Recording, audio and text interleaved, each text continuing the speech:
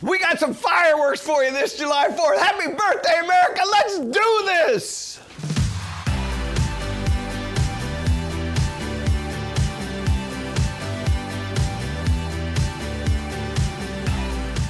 Welcome to a new breed of golf. I'm Michael Breed. So excited that you could join me tonight. And back in the studio, it's time for Fix My Swing. We've been talking to you about getting those videos to us. Make sure when you do, by the way, that you include a little headshot here. We want to see the moneymaker, and we want you telling us what's going on with your swing, just the way Joe Whalen did. Now, we're getting you ready for July 4th. It's a very important weekend. You're going to play a lot of golf.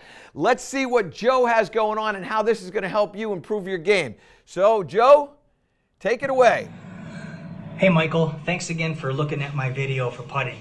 A couple things that I tend to need help on are, making sure that my distance control is correct, as well as making sure that I'm contacting the ball on the center of my face. Again, thank you very much.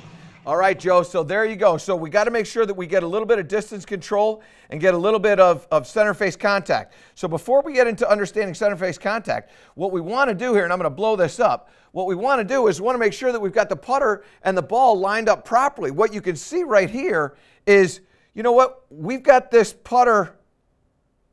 We look at where the ball is way out on the toe of that putter. Then when you start to take this and you start to take it back, you make a really long swing, which is pretty good. But now you have to reroute over, which you do, and look at where the strike is coming now. You get it in the center of the face, but the putter is in a different place than when it started. And what happens when you do that is you're altering what's happening with the collision and also what's happening with the face. We got to solve that problem. So let's talk about what I think is one of the biggest problems that people have, and that is making sure that the putter is lined up properly. When you focus on this, I want the ball to be in the center of the cavity. So when you put the putter down, and I've got this little yellow strip, I want you to get used to putting that yellow strip right in the center of the cavity. And what it's going to feel like is that the ball is on the heel side of that putter face. So then we start to work on, after we've got that ball figured out, and I'll pull that right in here. So I'm going to put that on the yellow strip, and now all I'm doing is focusing on making sure that that's in the center of the cavity right there. And now I don't have to reroute or do anything. I can just make that putting stroke, and it's going to send that down the line. Now what we have to do is we have to be able to control what we're doing with this putter face. I don't want the putter face to open up. And what happens when we make backswings, when the putter is when we have it in the toe, we take the putter and open the face, or sometimes we take it outside. In Joe's case, he takes this really long swing, whips it inside, and then he starts to move the path of the putter a little bit into out, and then he whips it to the inside. So a lot of little different things that we're struggling with in this. What I'm going to do is I'm going to, first of all, put a ball in here, and second of all, I'm going to work on making sure that I have that putter face square to these lines on this strip. So what you can see is when I take this putter and I keep it that way, it's parallel to those lines. If I take the putter face and I open it, obviously what's going to happen from that open position is that ball's going to go scooting out to the right. So I'm going to put this on the yellow strip. I'm going to make a little open face stroke and then come through with that face in an open position. You're going to see that this ball is going to jump out to the right of that little pathway. So I open it up like this, I come through like that, you can see it jumps out to the right, and lo and behold, I miss the putt to the right. What we want to be able to do is make sure that we've got control over that putter face.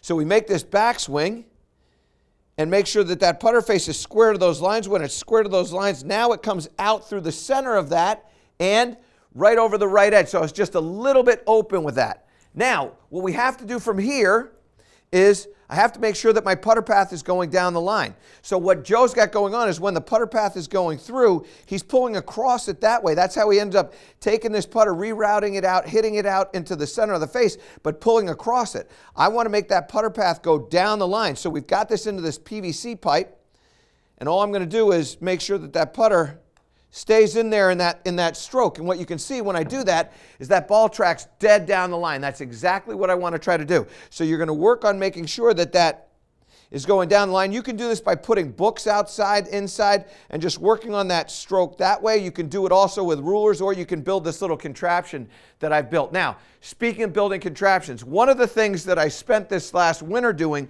was building something that would allow me to work on my putting stroke and the consistency with which I get into this to my putt. So what you can see is I've got a little gap right here, and this is set up to that hole there. I've got a little gap right there, and I have this pipe that's above it.